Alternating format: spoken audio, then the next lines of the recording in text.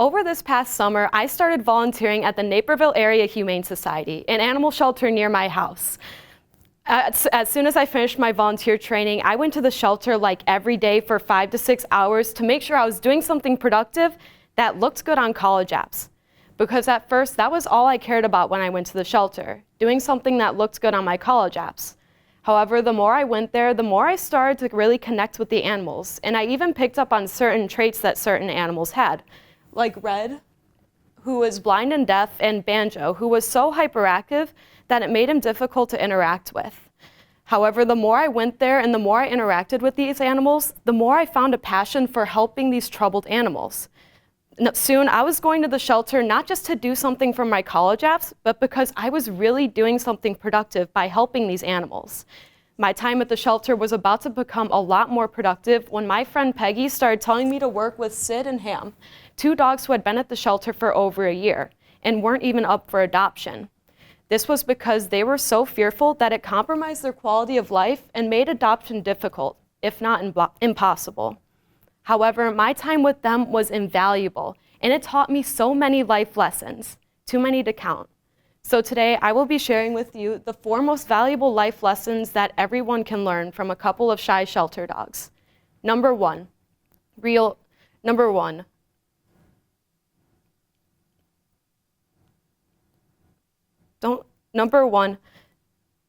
always be open to trying new things. When I first went to the shelter, Sid and Hamm didn't want to come anywhere near me. It took me forever just to get their attention. Every day, I'd go into their kennels like 3 times a day, at least 5 minutes with each of them, just trying to get their attention. I'd place treats along my legs to try and get them to come to me, and I had no luck for at least 2 weeks. After those 2 weeks, I started trying to walk them, but I couldn't even get the leash on them for at least 30 minutes. However, after a while, they started coming to me on their own, lying down next to me, and even sleeping in front of me. I learned that the more patience something requires, the greater the reward. I waited forever to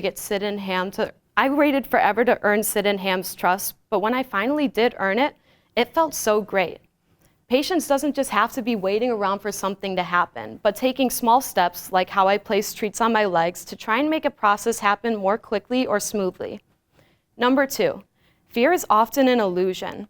We often create these situations in our mind of what could happen if we tried something new, when in reality, that would actually be very unlikely to happen. Sid and Hamm were and still are so afraid of the world that it prevents them from trying new things. They came to the shelter in October of 2018. However, they didn't go outside until April of 2019. Now, one of their favorite things to do is go outside and play together. However, their fear is still holding them back from experiencing a wide variety of experiences.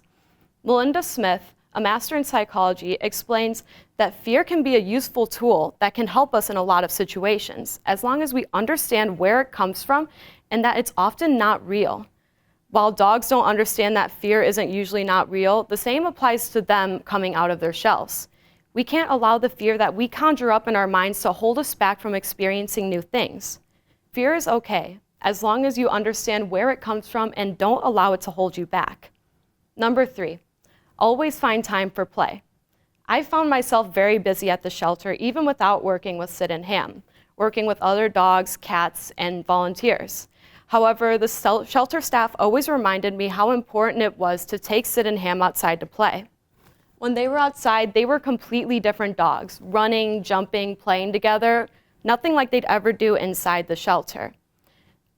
Play gets not just dogs, but people out of their typical environments and into a much lower, stress-free one. Science World Today highlights some of the many benefits of play, include increased productivity in work and school, better cooperation skills, and of course, it lowers stress.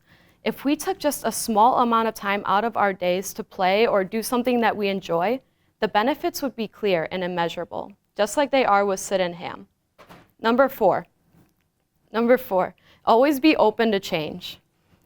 Starting in August, the shelter staff started trying to look for alternative options to Sid and Hamm since the shelter environment wasn't working for them. As much as me and the other volunteers tried to help them, there was only so much we could do without professional training. Eventually, we found the Aspca Rehabilitation Center, which is for dogs whose fear is so great that it prevents them from it destroys their quality of life or makes adoption difficult, if not impossible, which fits Sid and Hamm perfectly.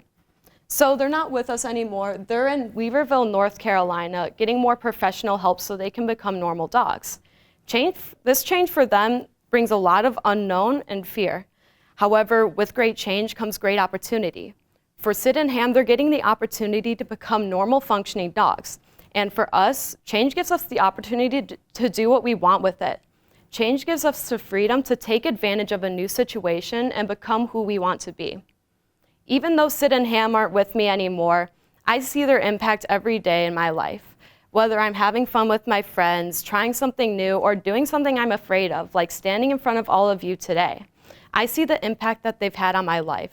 And the life lessons that they have taught me are invaluable. And I hope that you too have learned something, even though these life lessons just came from a couple of shy shelter dogs. Thank you.